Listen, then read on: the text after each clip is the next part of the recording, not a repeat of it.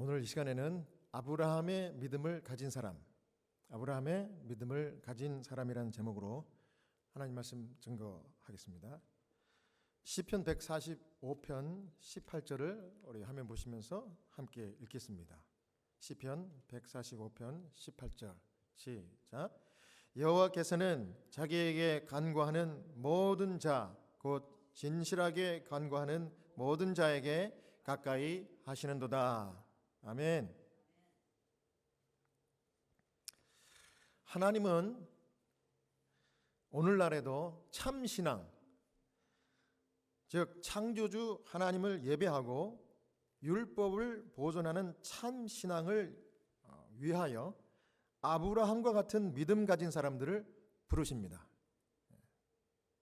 오늘 그래서 저는 아브라함과 같은 믿음을 가진 사람, 아브라함의 믿음을 가진 사람이 어떤 사람인지 아브라함의 믿음을 세 가지로 살펴보고 은혜를 좀 나누고 싶습니다. 첫 번째, 아브라함은 확고부동한 믿음을 가졌습니다. 히브리서 11장 8절부터 10절을 제가 읽겠습니다. 믿음으로 아브라함은 부르심을 받았을 때에 순종하여 장래의 유업으로 받을 땅에 나아갈새 갈 바를 알지 못하고 나아갔으며 믿음으로 그가 이방의 땅에 있는 것 같이 약속의 땅에 거류하여 동일한 약속을 유업으로 함께 받은 이삭 및 야곱과 더불어 장막에 거하였으니 이는 그가 하나님이 계획하시고 지으실 터가 있는 성을 바랐습니다. 아멘. 하나님이 왜 아브라함을 부르셨을까? 여러분 생각해 보셨습니까? 하나님이 아브라함을 부르신 것은 그의 마음의 중심을 보셨기 때문입니다. 우상을 숭배하면서 동시에 하나님도 섬겼던 양다리 집안이 데라의 집안이었습니다. 데라가 누굽니까? 아브라함의 아버지예요. 갈대아 우르가 이 달신을 섬기는 아주 우상 숭배가 편만한 그런 지역이었어요. 아주 유명한 곳입니다. 우상 숭배. 그래서 그 이방인들과 더불어 같이 우상도 숭배하면서 또 하나님도 부인할 수 없기 때문에 숭배했던 양다리 신앙을 가졌던 사람이 이 데라였어요. 그런데 아브라함은 그 마음의 중심을 하나님이 보시니까 그 아버지 데라와 같지 않고 아브라함은 하나님만을 사랑하고 섬기는 그 마음의 중심이 있다는 것을 하나님이 보신 거예요. 그래서 내가 아브라함을 택해서 빛의 통로로 만들어야 되겠다. 이렇게 된 겁니다. 여러분 그렇습니다. 하나님은 오늘도 창조주 하나님만을 의지하고 그분만을 사랑하는 아브라함 같은 확고부동한 믿음 가진 개인들을 찾고 계심을 기억하시는 신실한 종들이 다 되시길 바랍니다. 하나님이 처음에 아브라함의 가정을 부르신 기록이 여러분 창세기 12장이 아니라 창세기 11장 마지막이에요. 여기 창세기 11장 31절에 보니까 데라가 그 아들 아브라함과 하란의 아들인 그의 손자 롯과 그의 며느리 아브라함의 아내 사레를 데리고 갈대아인의 우르를 떠나 가나안 땅으로 가고자 하더니 하란에 이르러 거기 거류하였으며 데라는 나이가 205세가 되어 하란에서 죽었더라. 이게 아브라함을 부르신 최초의 기록입니다. 창세기 11장이에요. 12장이 아니고. 하나님은 달신을 숭배하는 갈대아 우르 지역에 사는 데라 가정을 통째로 부르셨습니다. 이 우상 숭배하는 지역에 있어 봐야 양다리밖에 할 게 없다. 그러니까 여기서 나와야 된다. 그렇게 하신 거예요. 그래서 데라의 이 가정이 순종했어요. 처음에. 그래서 데라가 아들이 셋이 있었는데 아브람, 나홀, 하란이었습니다. 그런데 이 데라는 양다리 신앙이었다고 제가 말씀드렸죠. 둘을 다 섬기는 겁니다. 우상도 섬기고 하나님도 섬겨요. 그래서 하나님이 우르를 떠나라 명령했을 때 이제 떠나긴 떠났어요. 그래서 어디에 머물게 됐었는가 하면 온 가족이 이동한 곳이 갈대아 우르에서 북쪽으로 한 그 1000km 올라가면 거기 메소포타미아의 아주 중요한 무역 도시가 있었는데 거기가 그 하란이라는 곳입니다. 자기 아들 이름하고 똑같아요. 하란. 하란이라는 곳에 도착했는데 거기도 역시 뭘 숭배하는 곳이에요? 우상 숭배하는 곳이에요. 똑같이 달신을 숭배하는데 갈대아 우르보다는 좀 나아요. 조금 덜 열심으로 섬기는 뭐 이렇게 표현하면 될까요? 그러나 여전히 하나님 보시기에 여전히 하란도 하나님이 원하시는 장소가 아니었어요. 근데 여기서 데라 가정이 얼마를 살았는지 잘 모르겠지만 데라가 성경에 보니까 205세가 되었을 때 죽을 때까지 살았다고 그랬습니다. 데라가 장수 엄청나게 했죠. 205살까지 하란에서 우르를 떠나가지고 하란에서 죽을 때까지 온 가족이 거기 있었어요. 그런데 우리 여기 보조와 선지자에 보면은 데라가 죽자마자 205살에 죽자마자 하나님이 아브라함을 데라 무덤까지 나와라 이렇게 부르셨대요. 네 아버지의 무덤에 와라, 내가 할 얘기가 있다 이렇게 하신 거예요. 왜 그랬을까요? 이제야말로 내가 네 가정을 부르고 갈대아 우르를 떠나라고 한 그 진정한 뜻이 무엇인지 내가 너에게 다시 한번 사명을 새롭게 해주겠다 이것이에요. 그래서 그 중심에 확고부동한 믿음을 보시고 사명을 주셨는데 무슨 사명을 주신 거예요? 네 아버지가 죽을 때까지 다 이루지 못한 이 사명을 네가 이루라. 이게 뭡니까? 참 신앙을 율법과 함께 보존하는 하나님의 빛의 통로가 되라 이겁니다. 너야말로 중심의 양다리가 아닌 것을 내가 안다. 그러니 너의 특성을 내가 귀하게 보고 너에게 사명을 맡긴다. 그거예요. 그래서 창세기 12장 1절에서 5절 이 유명한 하나님의 명령이 이제 그때 나온 겁니다. 데라가 죽은 다음에 받은 명령이에요. 여호와께서 아브라함에게 이르시되 너는 너의 고향과 친척과 아버지 집을 떠나 내가 내게 보여줄 땅으로 가라. 내가 너로 큰 민족을 이루고 내게 복을 주어 내 이름을 창대하게 하리니 너는 복이 될지라. 너를 축복하는 자에게는 내가 복을 내리고 너를 저주하는 자에게는 내가 저주하리니 땅의 모든 족속이 너로 말미암아 복을 얻을 것이라 하신지라. 이 아브라함이 여호와의 말씀을 따라갔고 롯도 그와 함께 갔으며 아브라함이 하란을 떠날 때 75세였더라. 아브라함이 그의 아내 사레와 조카 롯과 하란에서 모은 모든 소유와 얻은 사람들을 이끌고 가나안 땅으로 가려고 떠나서 마침내 가나안 땅에 들어갔더라. 그럼 제가 그 배경을 설명해 준 것을 들으니까 이제 왜 이런 하나님 말씀이 어떻게 내렸는지 그 좀 이해가 가시죠? 네. 그래서 이제 여기에 대해서 부조와 선지자에 또 이렇게 기록했습니다. 하나님의 음성은 그에게 그의 아버지의 무덤으로부터 앞으로 나아가라고 명령하였다. 그의 형제 나홀과 그의 가족은 그들의 고향과 우상을 버리지 않았다. 아브라함의 아내 사라 외에 오래전에 죽은 하란의 아들 롯만이 부조의 순례 생활에 동참하기로 선택하였다. 그러나 큰 무리가 메소포타미아를 떠났다.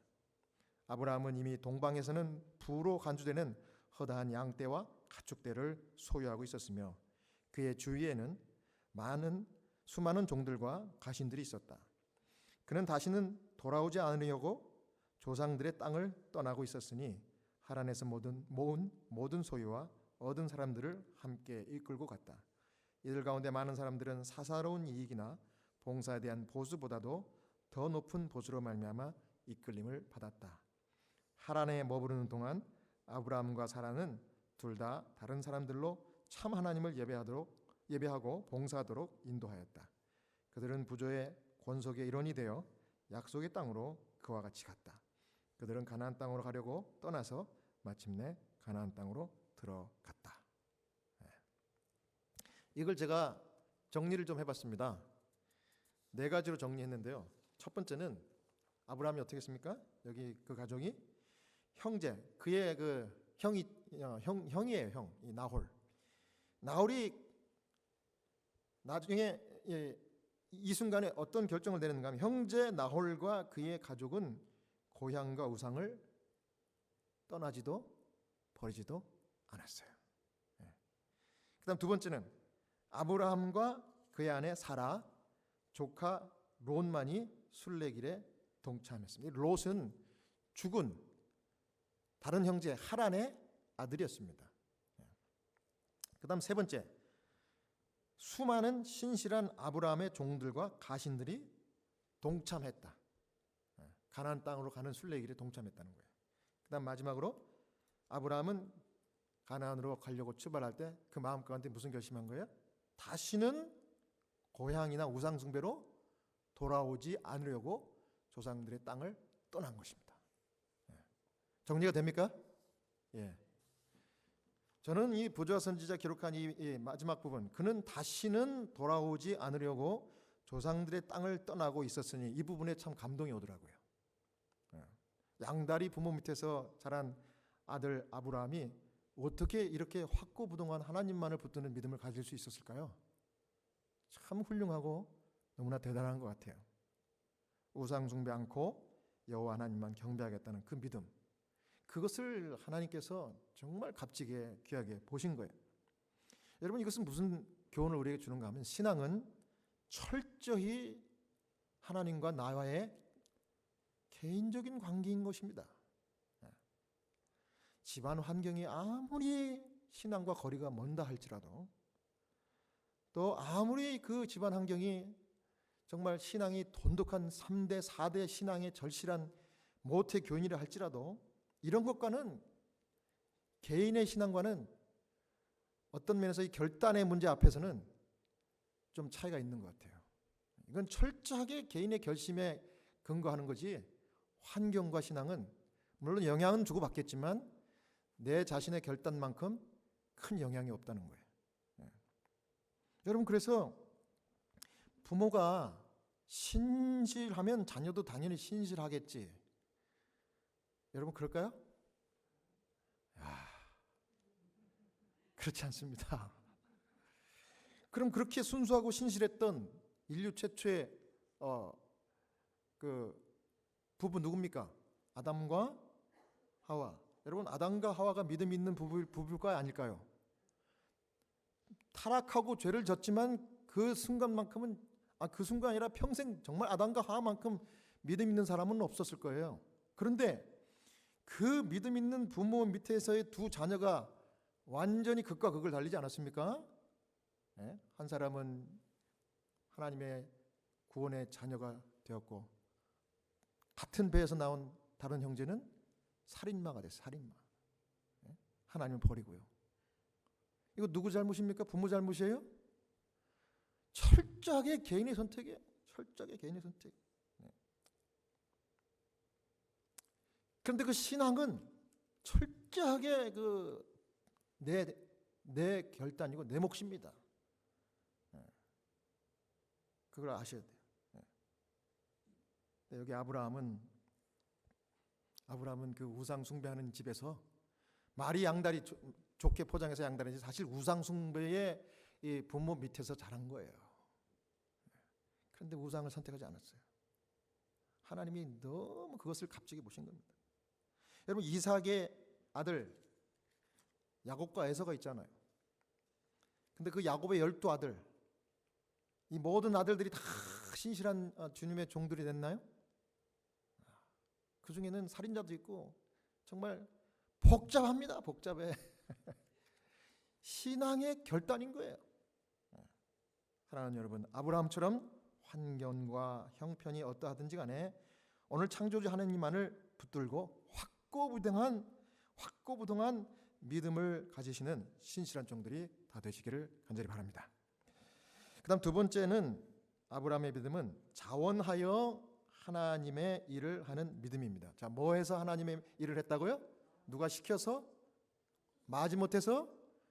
스스로 자원해서 하나님의 일을 했다는 것이 하나님께서 귀하게 보시는 믿음이었습니다. 창세기 12장 6절에서 9절을 보겠습니다. 아브라함이 그 땅을 지나 세겜 땅 모래 상수리 나무에 이르니 그때 가나안 사람이 그 땅에 거주하였더라. 여호와께서 아브라함에게 나타나 이르시되 내가 이 땅을 내 자손에게 주리라 하신지라. 자기에게 나타나신 여호와께 그가 그곳에서 제단을 쌓고 거기서 베델 동쪽 산으로 옮겨 장막을 치니 서쪽은 베델이요 동쪽은 아이라.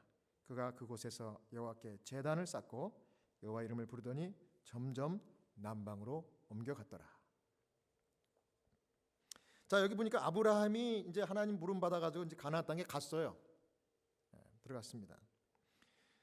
그런데 여기서 아브라함이 했던 일은 자원에서 하나님 기뻐하시는 그 일을 했습니다.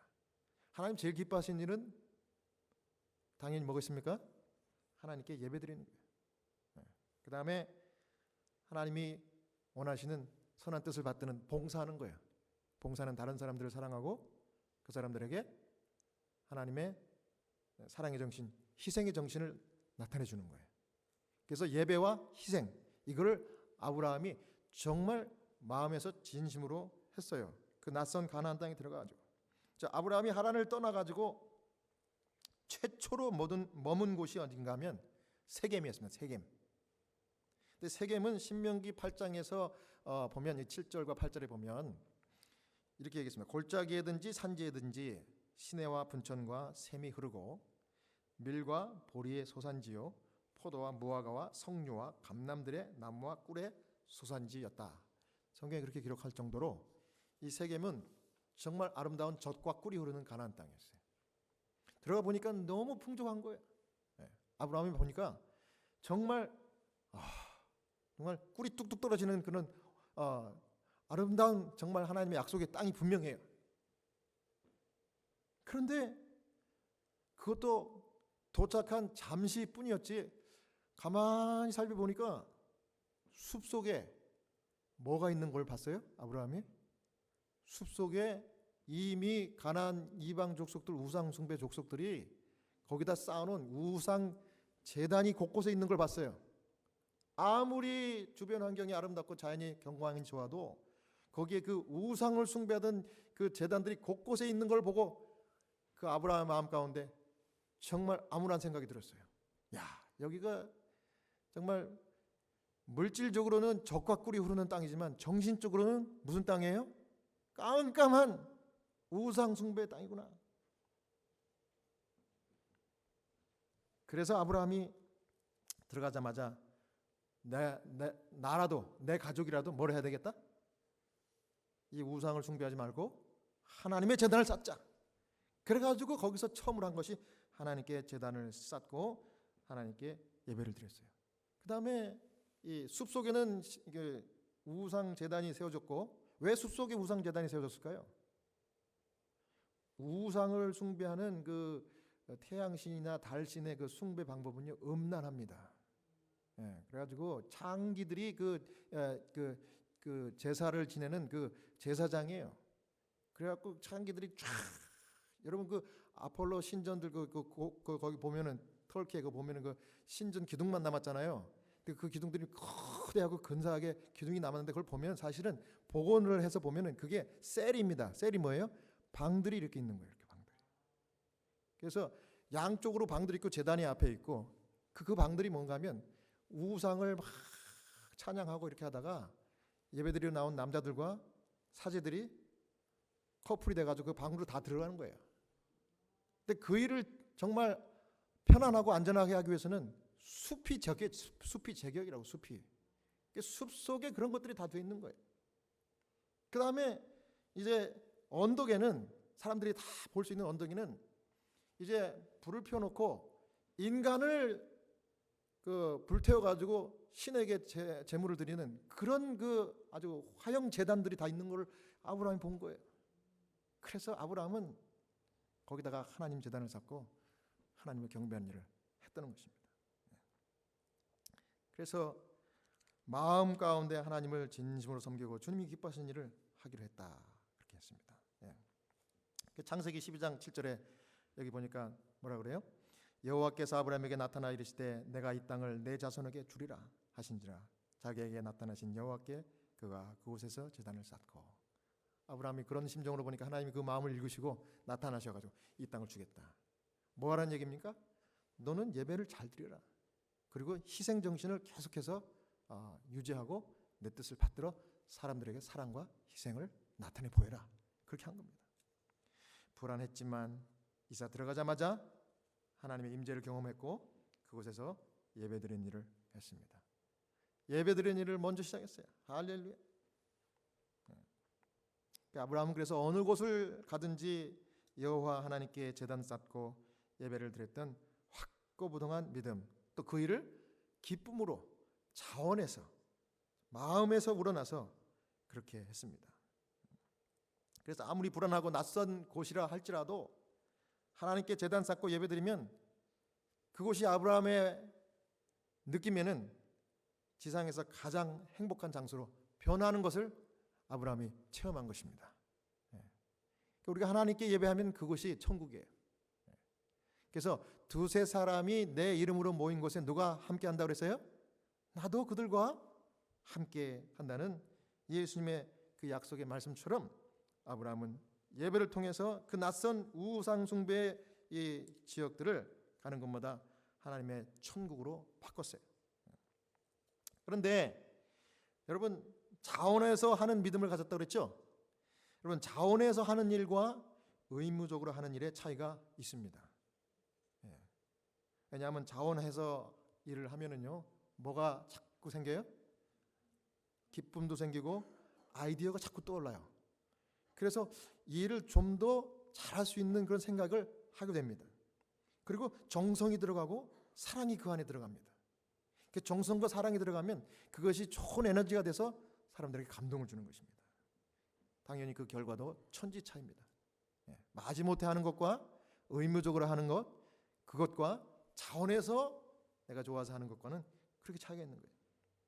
그런데 아브라함과 그의 아내 사라가 하나님께 예배드리고 희생하는 일을 자원해서 했대요. 자원해서 하나님께 예배하고 봉사하는 일을 그렇게 했습니다. 부자 선지자 127페이지 어떻게 자원해서 했는지 여기 자세히 좀 설명합니다. 그러나 큰 무리가 메소포타미아를 떠났다. 하란에서 모은 모든 소유와 얻은 사람들을 함께 이끌고 갔다. 이들 가운데 많은 사람들은 사사로운 이익이나 봉사에 대한 보수보다도 더 높은 보수로 말미암아 이끌림을 받았다. 하란에 머무르는 동안 아브라함과 사라는 둘 다 다른 사람들로 참 하나님을 예배하고 봉사하도록 인도하였다. 이들은 부조의 권속의 일원이 되어 약속의 땅으로 그와 같이 갔다. 그들은 가나안 땅으로 가려고 떠나서 마침내 가나안 땅으로 들어갔다. 자, 우리가 성경을 보다 보면 간과하는 부분을 이 부조 선지자가 잘 설명한 거예요. 아브라함과 사라에게 조명이 맞춰져 있지만 사실은 아브라함과 사라와 함께 있었던 종들과 가신들에 대한 얘기를 이렇게 길게 설명한 거예요. 저는 이 부분이 너무 아주 마음 가운데 감동이 오더라고요. 이걸 정리를 해봤습니다. 4가지로 정리했습니다. 여기 보니까 메소포타미아를 아브라함과 떠난 사람들이 작은 무리라고 했어요? 큰 무리라고 했어요? 큰 무리. 근데 그 큰 무리가 성경에 뭐라고 그랬어요? 하란에서 얻은 모든 소유와 사람들이라고 그랬습니다. 함께 떠났다고 그랬어요. 아브라함의 형이었던 그 가족들은 오히려 고향으로 다시 돌아가고 떠나지 않았어요. 우상을 버리지 않았습니다. 근데 오히려 아브라함의 종들과 가신들은 함께 같이 가나안으로 들어갔대요. 그다음 두 번째, 이 많은 사람들은 여기 창세기 12장 5절에 보니까 사사로운 이익보다 우리말 성경에는 우리말로 번역된 이 부조와 선지자는 뭐라고 번역했는가 하면 더 높은 보수로 말미암아 이끌림을 받았다. 이렇게 해서 제가 이해가 안 가더라고. 아니, 사사로운 보수보다는 더 높은 보수를 기대해가지고 갔나? 그러니까 아브라함과 하가 야, 니네 나랑 같이 가나안으로 가면 내가 돈 더 많이 줄게, 보수 더 두둑하게 더 줄게, 더블로 줄게, 이렇게 꼬신 게 아니에요.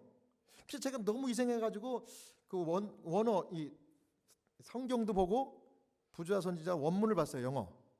그랬더니 성경에는 많은 사람들이 창세기 12장 5절이 하란에서 얻은 모든 사람들이라고 우리 말 성경에는 번역이 됐는데 킹 제임스 버전에 뭐라니까 many souls. soul이라고 성경에 표현할 때는 그 영혼입니다, 영혼. 그러니까 영혼이 뭐예요?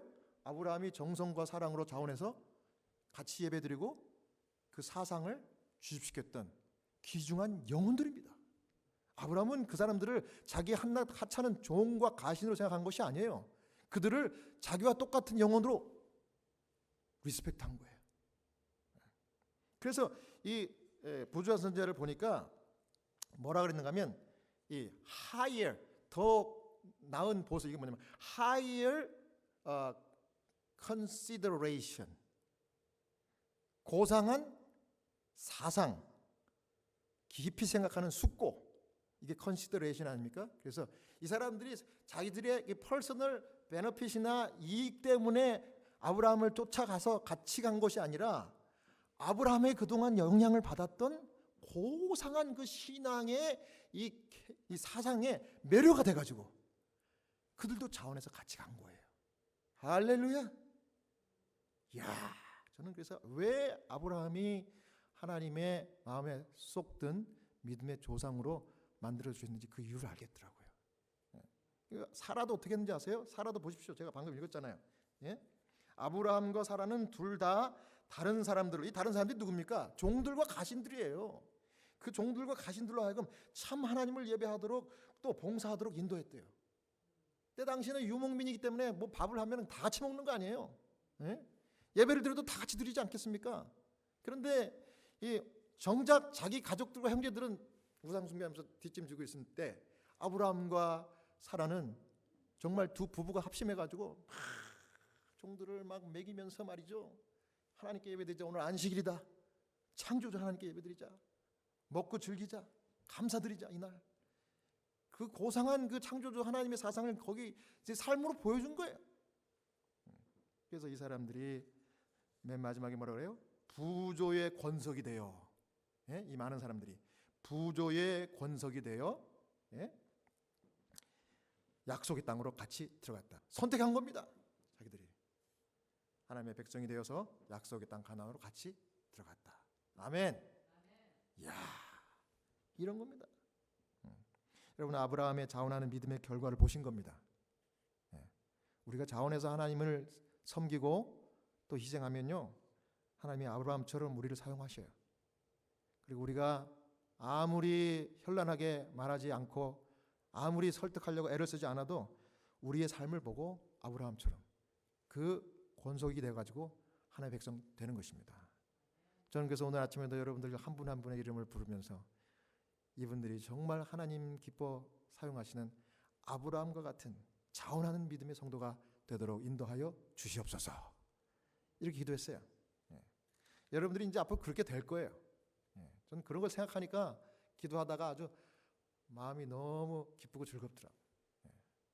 사랑하는 여러분, 아브라함과 사라처럼 자원하는 심정으로 하나님께 예배하고 희생하여서 주변 사람들을 주님 앞에 인도하는 영혼 구원에 친실한 여러분들 성도가 되시기를 간절히 바랍니다. 그 다음 마지막으로 세 번째는 믿음의 시험을 통과한 믿음이 아브라함과 같은 사람의 믿음입니다. 자, 아브라함에게 시련이 왔어요. 이제 시련이 무슨 시련인가 하면 약속의 땅에 들어갔는데 얼마 안 있어 기근이 온 겁니다. 그러니까 한마디로 비가 안 온 거죠. 비가 안 오면 모든 게 이제 다 끝나는 거 아닙니까? 창세기 12장 10절입니다. 그 땅에 기근이 들었으므로 아브라함이 애굽에 거류하려고 그리로 내려갔으니 이는 그 땅에 기근이 심하였습니다. 가나안에 들어갔는데 기근이 오니까 갈등이 오는 거예요. 하나님이 약속하신 그 땅에 내가 순종해서 왔는데 왜 이러지? 내가 왜 끈이를 걱정해야 되지? 하나님이 내가 복이 될지라 말씀한 걸 내가 기억하는데 하나님은 중언부언하시고 거짓말하시는 하나님인가? 이런 의심이 들을 수 있겠죠. 들을 수 있습니다. 그런데 아브라함은 그 의심이 들었을 때 그 의심을 꾹꾹 누르고 확고부동한 믿음으로 하나님의 뜻이 있겠지. 그러나 여기서 버틸 수가 없으니 내가 남쪽으로 조금 피신을 해갖고 잠시 동안 기근이 지나가기까지 내가 애굽에 내려가야 되겠다. 결정을 하고 그 가족들과 가신들을 데리고 종들을 데리고 이제 애굽으로 피신한 거예요. 근데 여러분, 애굽으로 피신하기가 더 쉬웠을까요? 아니면 원래 출신이었던 갈대아 우르 지방으로 가는 게 훨씬 더 상식적으로 맞는 생각이었을까요? 갈대아 우르입니다. 거리를 떠나서. 왜냐하면 갈대아 우르 지역은요, 기근이 없는 지역이에요. 거기는 항상 양식이 있는 지역입니다. 그러면 고향 사람들이 반겨주고 내가 지금 당장 가더라도 내가 아는 사람들이 있기 때문에 빌어서라도 먹을 수 있는 곳이 갈대아 우르입니다. 그런데 연고자도 없고 아무도 없는 어디를 선택한 거예요? 애굽을 선택한 거예요. 이것도 믿음입니다. 자, 왜 그랬는지 보조와 선생 이렇게 얘기했습니다. 그는 기근을 피하여 애굽으로 내려갔다. 그는 가나안을 저버리거나 궁지에 몰린 나머지 그가 떠나온 갈대아 땅으로 되돌아오지 않았다. 갈대아 땅은 양식이 결핍되는 일은 없었지만 그는 될 수 있는 대로 약속의 땅에서 가까운 곳에 임시로 피난하였다가 하나님께서 그를 두셨던 곳으로 곧 돌아가고자 하였다. 그래서 애굽을 선택한 건 참 잘한 것 같아요. 왜냐하면 여기 있다가 가까우니까 끝나면 이제 다시 하나님의 약속의 땅으로 가면 되니까요. 예. 여러분, 그 갈대아를 떠날 때 내가 절대 돌아가지 않는다는 결심을 한 것이 참 확고부동한 믿음, 위대한 믿음이었잖아요. 그러니까 아브라함이 참 주관이 확실하게 뚜렷한 것 같아. 그건 정말 너무 잘한 것 같아요. 절대 안 간다. 예. 그런데 이제 임시 피신지였던 애굽에 도착해가지고 아브라함이 하나님의 시험을 만납니다. 어떤 시험 만났어요? 아브라함에게 약점이라고 할 수 있는 그런 부분에 하나님께서 좀 보강하시기 위해서 하나님께서 이 애굽의 피신 생활을 이용하셔갖고 아브라함의 믿음을 훈련하십니다. 창세기 12장 18절에서 20절입니다.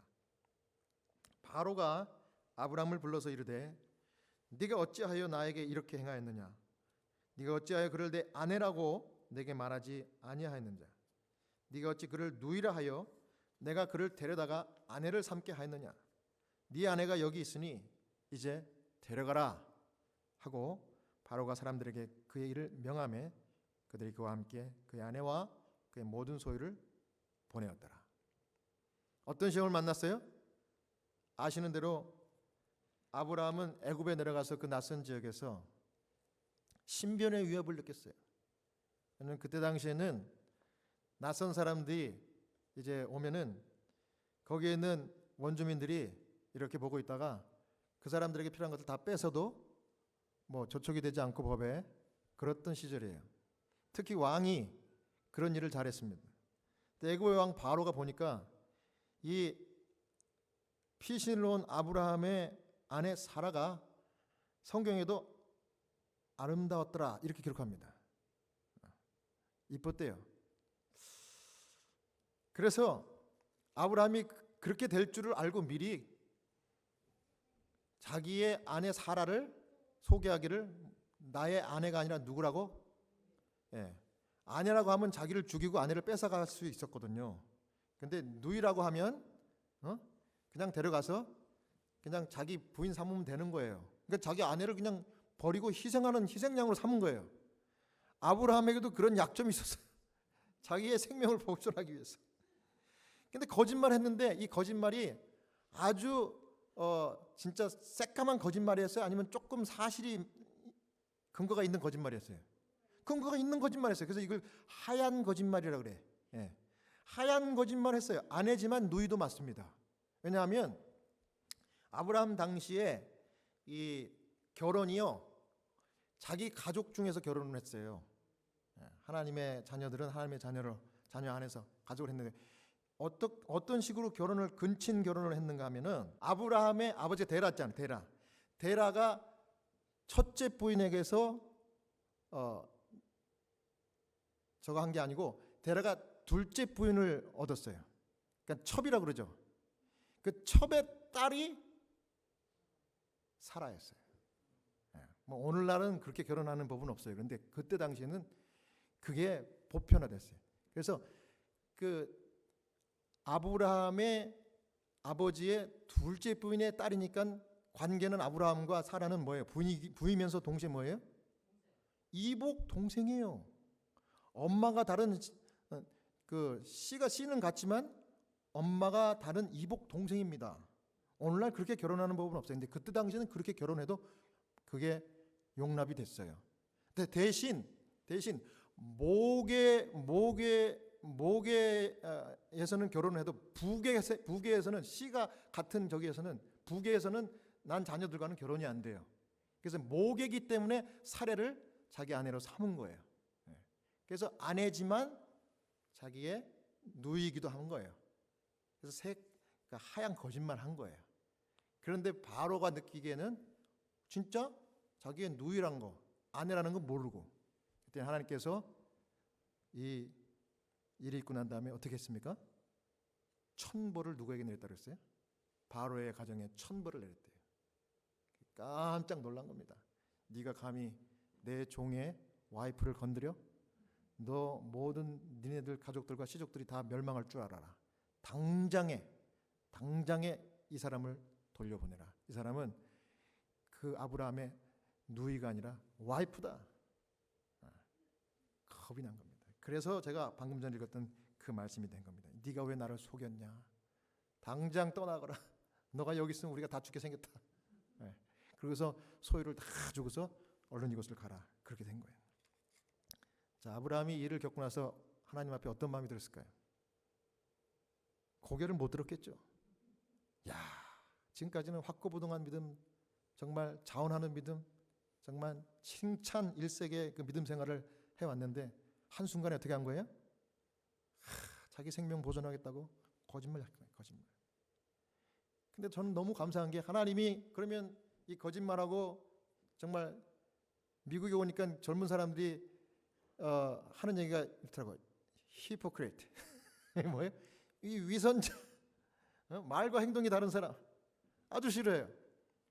정말 위선적인 신앙을 한 이 아브라함을 어떻게 해야 됩니까? 법대로 해가지고 탁 단칼에 베서 쳐내고 다른 신실한 사람을 써야 돼요. 근데 하나님이 아브라함을 어떻게 했어요?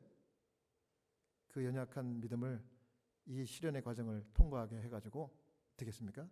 다시 회복시켜 주시고 정말 하나님 앞에 신실한 종으로 믿음을 더 굳게 새롭게 만들어 주시고 그 다음에 해코지의 대상이 되었던 해코지하는 그 사람들을 이렇게 경고하고 그 사람들 물러거라 이렇게 된 거예요.